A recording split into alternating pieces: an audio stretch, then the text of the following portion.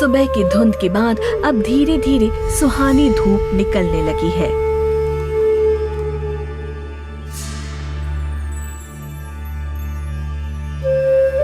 पानी की लहरें कम होने के साथ ही किनारों पर अब कई तरह के शानदार जंगली जीव नजर आने लगे हैं।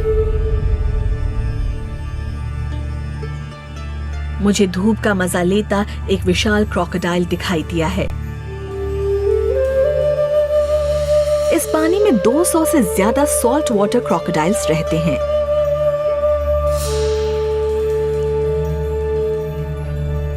उनमें से कुछ 20 फुट तक लंबे हैं।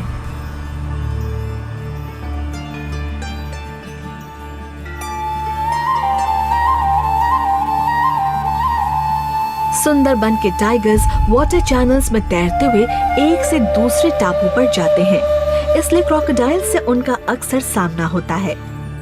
मुझे पता चला कि ज्यादातर मुकाबलों में हार क्रोकोडाइल की ही होती है, लेकिन कभी कभी क्रोकोडाइल भी टाइगर को मार देता है। बदकिस्मती से इस इलाके में इंसान भी क्रोकोडाइल्स का शिकार बनते हैं और पिछले 10 सालों में उनके हमलों में 30 से ज्यादा लोगों की मौत हो चुकी है। टाइगर भले ही इस लैंडस्केप को डोमिनेट करता है, लेकिन मैनग्रोव्स में कुछ और बहुत ही दिलचस्प और एंडेंजर्ड स्पीशीज मौजूद हैं। यहाँ दुनिया के एक सबसे ज्यादा एंडेंजर्ड टर्टल्स रहते हैं, नॉर्दर्न रिवर टेररपिन। पिछले कुछ सालों में लगातार शिकार किए जाने की वजह से ये प्रजाति खत्म होने की कगार पर पहुंच चुकी है। 4 कैप्टिव लोकेशंस पर इस प्रजाति के सिर्फ 50 वेस्क टर्टल्स बचे हैं, लेकिन जंगलों में उनकी मौजूदगी का कोई सबूत नहीं मिला है। सुंदरबन की मॉनिटर लिजर्ड्स जितनी बड़ी लिजर्ड्स मैंने कहीं नहीं देखी हैं। कोमोडो ड्रैगन्स के बारे में हालांकि काफी बात की जाती है, लेकिन सुंदरबन की मॉनिटर लिजर्ड्स साइड्स में उनसे बड़ी हैं। ये जहरीली नहीं है और 15 मिनट से भी ज्यादा देर तक पानी के नीचे रह सकती हैं, लेकिन उकसाने पर ये जोर से फुफकारते हुए चेतावनी देती हैं। खाने और स्किन के लिए इनका शिकार किए जाने से पिछले कुछ सालों में इनकी तादाद काफी कम हो चुकी है, लेकिन सबसे ज्यादा मजा मुझे इरावदी डॉल्फिन्स के झुंड को देखकर आया है, जो इस पानी में ग्लाइड कर रही हैं। दुनिया में अब इन खूबसूरत जीवों की तादाद 7000 से ज्यादा नहीं है और उनमें से ज्यादातर को इन मैनग्रोव्स के खारे पानी में तैरते हुए देखा जा सकता है। मुझे पता चला है कि स्थानीय मछुआरों की इन डॉल्फिन से एक बहुत ही खास किस्म की दोस्ती है। वो अपनी नाव को थपथपाकर इन डॉल्फिन्स को बुलाते हैं। डॉल्फिन्स के लिए ये मछलियों को उनके जाल की तरफ धकेलने का संकेत है और मैं हैरान हूँ क्योंकि वो ऐसा कर भी रही हैं।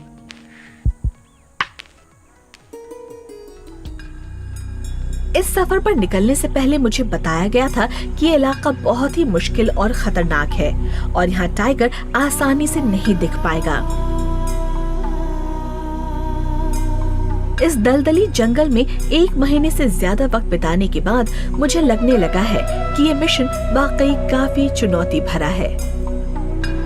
हम मैनग्रोव्स के किनारे मौजूद नैरो वाटर चैनल्स में कई घंटों से घूम रहे हैं ताकि किसी तरह हमें जंगल में किसी टाइगर की एक झलक दिखाई दे सके, लेकिन उनका दिख पाना नामुमकिन सा लग रहा है। और यही वजह है कि इतने अरसे से ये टाइगर्स हमारे लिए एक रहस्य बने हुए हैं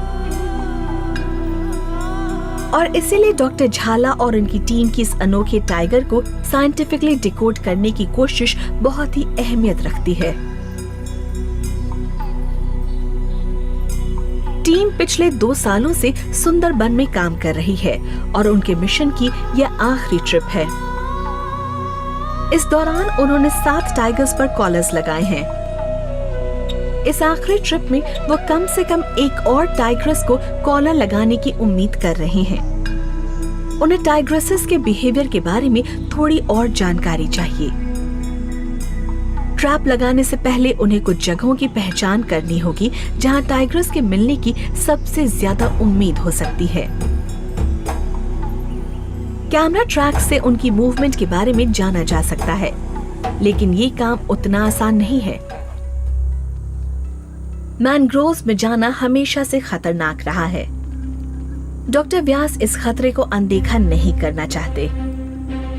वो आर्म्ड गार्ड्स को साथ में लेकर आगे जा रही हैं। ये पहली बार है जब किसी कैमरा टीम को मैनग्रोव्स में इतने अंदर तक आने दिया गया है। ये पहला मौका है जब हम अपनी नाव से उतरकर पार्क के कोर एरिया में अपने कदम रखेंगे। यहाँ कोई सड़क या पगडंडी नहीं है और हमें इन घने पेड़ पौधों के बीच रास्ता बनाते हुए आगे जाना है।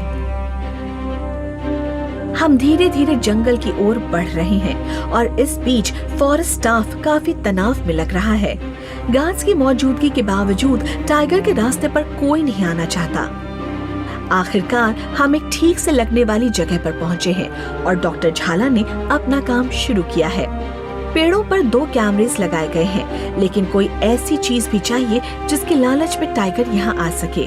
उन्होंने मीठे पानी का एक बर्तन रखा है, लेकिन ये काफी नहीं होगा, इसलिए उन्होंने पहले से आजमाया हुआ स्टिंक बॉम्ब भी लगाया है।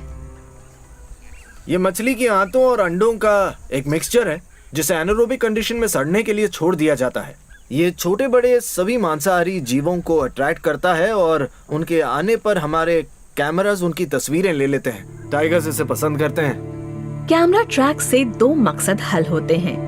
टाइगर्स की मूवमेंट पर नजर रखने के साथ ही हमें ये भी पता चलता है कि दोनों देशों में मौजूद सुंदरबन के मैनग्रोव्स में टाइगर्स की तादाद कितनी है। एक स्पेशल सॉफ्टवेयर से टाइगर्स की धारियों के मुताबिक उनकी पहचान की जा सकती है और उसकी मदद से 2014 में पहली बार भारत और बांग्लादेश के सुंदरबन के इलाके में साइंटिफिक सेंसस कंडक्ट की गई। उसके हैरत अंगेज नतीजे सामने आए। टाइगर्स के रहने की लगभग 60% जगहों पर कैमरा ट्रैप्स लगाए हैं। हमारे पास सैकड़ों टाइगर इमेजेस हैं और उनसे हमें पता चला है कि भारत और बांग्लादेश में टाइगर्स की तादाद 400 या 500 नहीं बल्कि सिर्फ 200 के करीब है। टाइगर्स की तादाद का पता लगाने के लिए कैमरा ट्रैप्स का लगातार इस्तेमाल किया जा रहा है। इस जानकारी की मदद से रिसर्च टीम ने टाइगर्स कैप्चर करने की सबसे बेहतरीन जगहों की पहचान की है और अब पिंजरे लगाने का वक्त है। ऐसी 4 जगह तय की गई हैं जहां टाइगर के पकड़े जाने की उम्मीद ज्यादा हो सकती है। पिंजरों को नाव पर रखकर उन जगहों पर लाया जा रहा है। मैं उस जगह के पीछे हूँ जहाँ पिंजरा रखा गया है। यहाँ टाइगर के पंचों के ताज़ा निशान हैं और इसका मतलब है कि वो कुछ वक्त पहले यहाँ आया था। उम्मीद है कि ये उसे पिंजरे तक लाने में कामयाब हो जाएंगे। हर कोई बेसब्री से इंतजार कर रहा है। 3 दिन बीत चुके हैं, लेकिन टाइगर का कोई सुराग नहीं मिला है।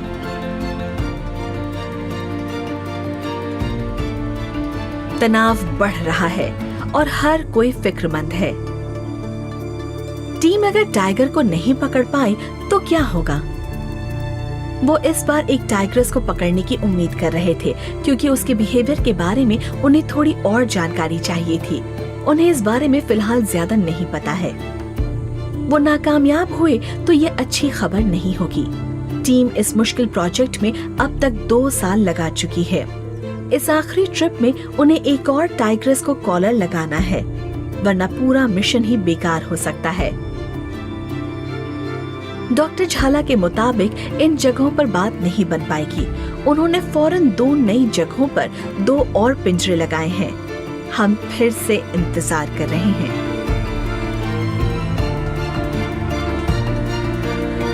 आखिरकार किस्मत ने साथ दिया है। फॉरेस्ट ऑफिसर्स की टीम ने एक टाइग्रेस को पकड़ा है जो गांव की तरफ आ गई थी और उसे रेस्क्यू सेंटर में ले जाया जा रहा है। डॉक्टर झाला ने स्टडी करने के लिए उसे कॉलर लगाया है। उसे देखने से पहले ही मुझे उसके गुस्से से भरी दहाड़ सुनाई दी है।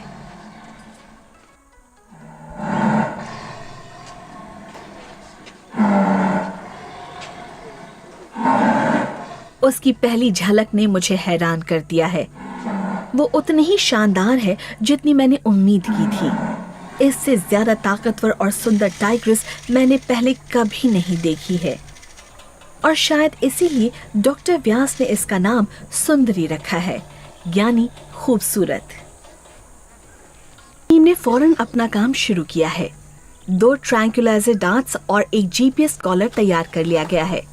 पार्क मैनेजमेंट के लिए ये बहुत ही अहम पल है और इसीलिए तमाम टॉप ऑफिसर्स रेस्क्यू सेंटर में पहुंच चुके हैं। लेकिन सुंदरी इसके लिए तैयार नहीं है।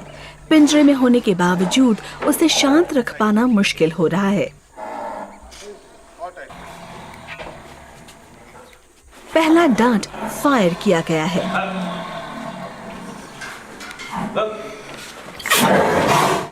डांट बस सुंदरी से टकराकर नीचे गिर गया है। इसकी स्किन काफी थिक है। ब्लो पाइप की मदद से अब एक और डांट फायर किया गया है, लेकिन कोई फायदा नहीं। डार्ट्स अपना काम नहीं कर पाए हैं। तनाव बढ़ता जा रहा है। हर गुजरते पल के साथ ही सुंदरी और ज्यादा आक्रामक होती जा रही है। डॉक्टर झाला ने थोड़ा इंतजार करने का फैसला किया है। उन्होंने सबको एनक्लोजर से बाहर जाने के लिए कहा है ताकि सुंदरी कुछ शांत हो सके।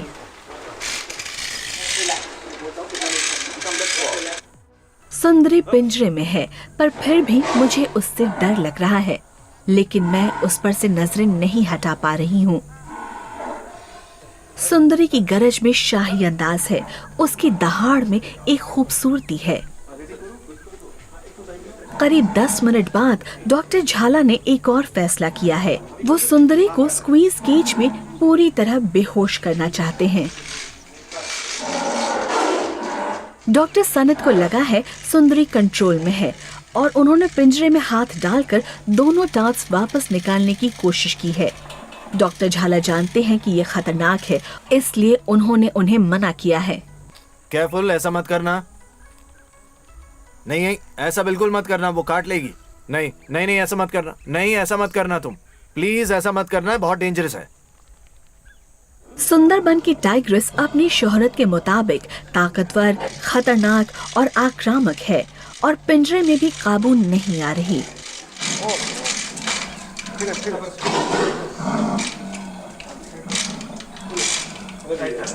लेकिन ब्लो पाइप से उसका ध्यान बटा है और डॉक्टर सनत ने फौरन अब तीसरा डांट इस्तेमाल किया है।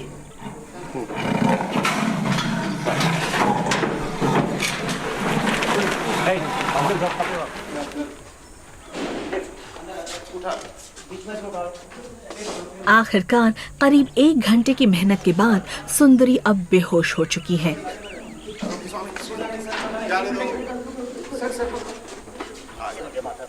स्टडीज से पता चला है कि सुंदरबन के टाइगर के स्कल का साइज मेनलैंड बंगाल टाइगर्स के मुकाबले काफी छोटा होता है। मेनलैंड टाइगर्स से इनका बॉडी वेट भी लगभग आधा होता है। एक सेकंड रुको। हाँ, अब उठाओ। डॉक्टर झाला ने अब तक सुंदरबन की जितनी भी टाइग्रेसेस देखी हैं, उनमें सुंदरी 110 सबसे किलो। ताकतवर है। किसी मेल टाइगर जितनी भारी है। टीम बहुत तेजी से काम कर रही है ताकि टाइग्रेस के होश में आने से पहले उसे जीपीएस कॉलर लगाया जा सके। आप देख सकते हैं कि इसके दांत पीले होने लगे हैं और इसका मतलब इसकी उम्र करीब 3.5 या 4 साल है। डॉक्टर सनित सुंदरी की हालत पर पूरी नजर रखे हुए हैं। उन्होंने एनालिसिस के लिए उसके ब्लड और डीएनए सैंपल्स भी लिए हैं।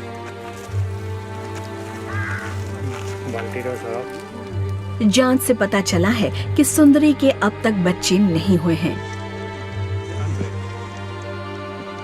सुंदरी करीब 4 साल की है और काफी सेहतमंद है। उस पर जीपीएस कॉलर लगा दिया गया है। 1 साल बाद यह अपने आप उससे अलग हो जाएगा। कॉलर को अच्छी तरह चेक किया गया है कि कहीं उसकी गर्दन ना कसी जा रही हो। सुंदरी अब जंगल में वापस छोड़े जाने के लिए तैयार है। उसे एक पिंजरे में डाला गया है।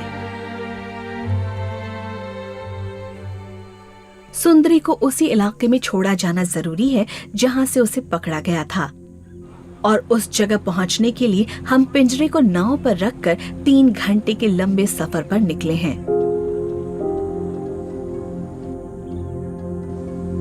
सफर के दौरान हमें बहुत से बड़े कार्गो शिप्स दिखाई दिए हैं। भारत और बांग्लादेश के बीच मौजूद पानी के इन रास्तों पर अब कमर्शियल कार्गो शिप्स काफी तादाद में नजर आने लगे हैं।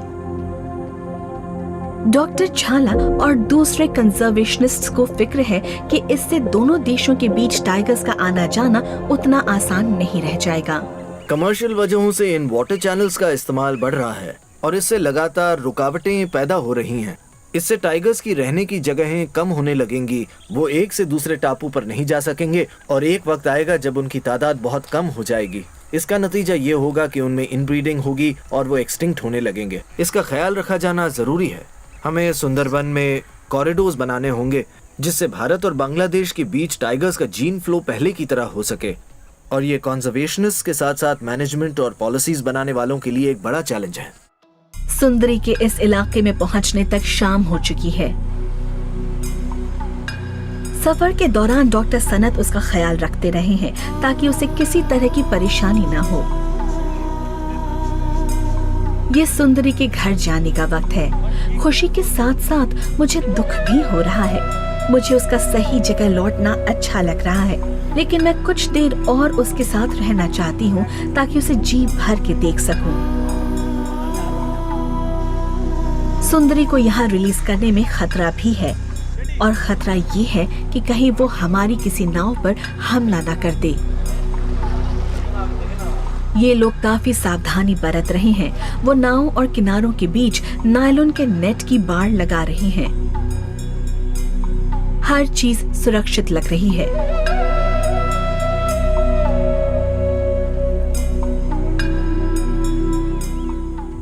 रिलीज बोर्ड को कुछ इस तरह सेट किया गया है कि पिंजरा खुलने के बाद सुंदरी सीधे जंगल की तरफ जा सके।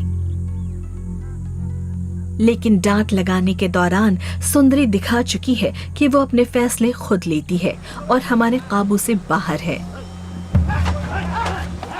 पिंजरे का दरवाजा खुलते ही सीधे किनारे की तरफ जाने की बजाय वो अपनी दाईं ओर खड़ी नाव की तरफ गई है। रिलीज स्टाफ जोर से चिल्लाते हुए अपना हाथ हिला रहा है ताकि सुंदरी उनसे डरकर दूर चली जाए।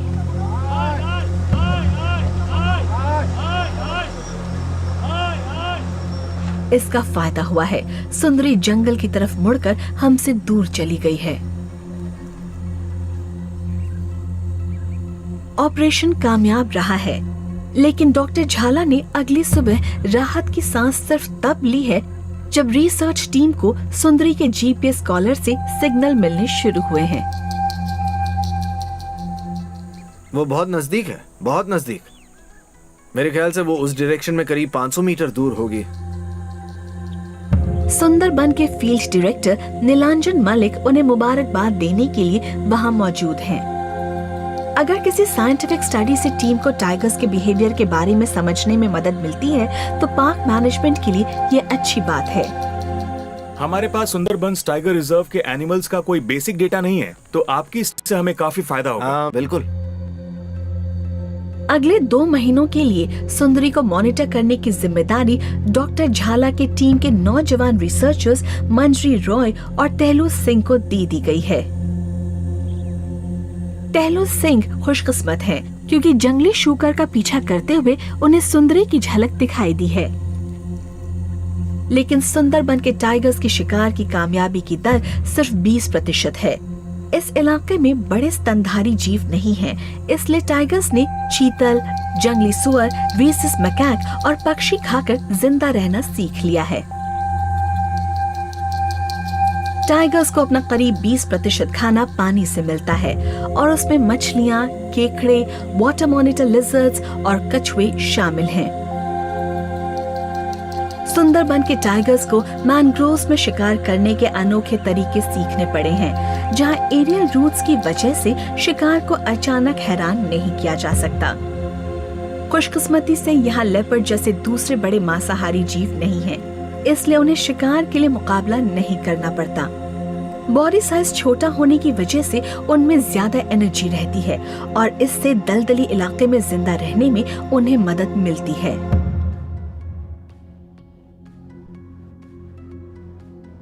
मैनग्रोव्स में जाकर सुंदरी का पीछा कर पाना लगभग नामुमकिन है, लेकिन देहरादून के बेस कैंप में लगातार मिलने वाले डेटा से एक साफ तस्वीर सामने आने लगी है।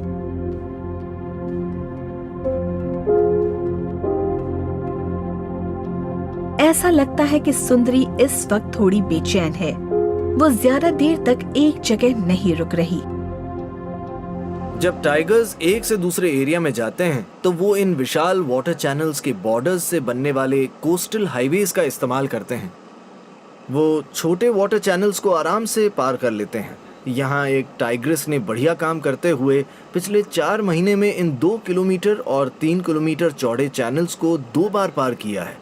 आमतौर पर टाइगर्स 2 से 3 किलोमीटर से ज्यादा चौड़े चैनल को पार करने से बचते हैं और ये टाइग्रेस इस कोस्टल हाईवे से होती हुई बंगाल की खाड़ी तक पहुंची है। उसने देखा वहां और जमीन नहीं है, इसलिए वो उसी रास्ते से होती हुई उसी आइलैंड में वापस आ गई जहां वो कंफर्टेबल थी और जहां दूसरी टाइग्रेसेस से उसे बहुत कम मुकाबला करना पड़ता था।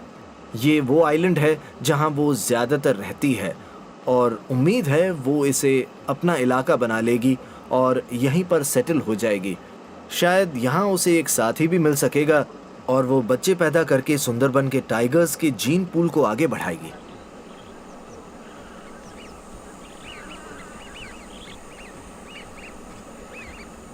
पिछले कुछ महीनों में सुंदरी पर नजर रखने के दौरान टीम को इन कम नजर आने वाले टाइगर्स की जिंदगी और उनके बिहेवियर के बारे में अहम जानकारी मिली है।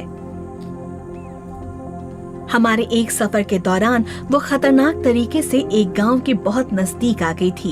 ये पार्क मैनेजमेंट को सावधान करने का वक्त था। वहाँ नाइट पेट्रोलिंग की गई ताकि सुंदरी गांव में न घुस सके। खुशकिस्मती से वो गांव में नहीं गई।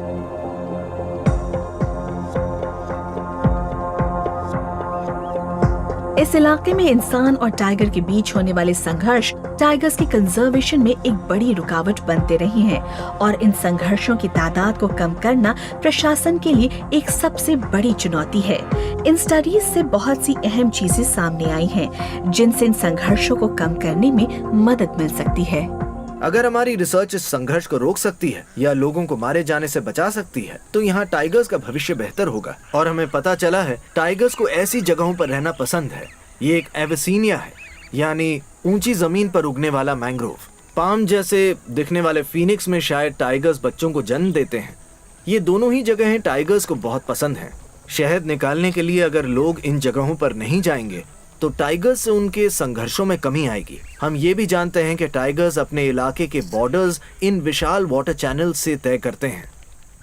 तो अगर इन वाटर चैनल्स में मछली पकड़ना कम हो जाए तो टाइगर्स के साथ होने वाले संघर्ष भी कम होंगे।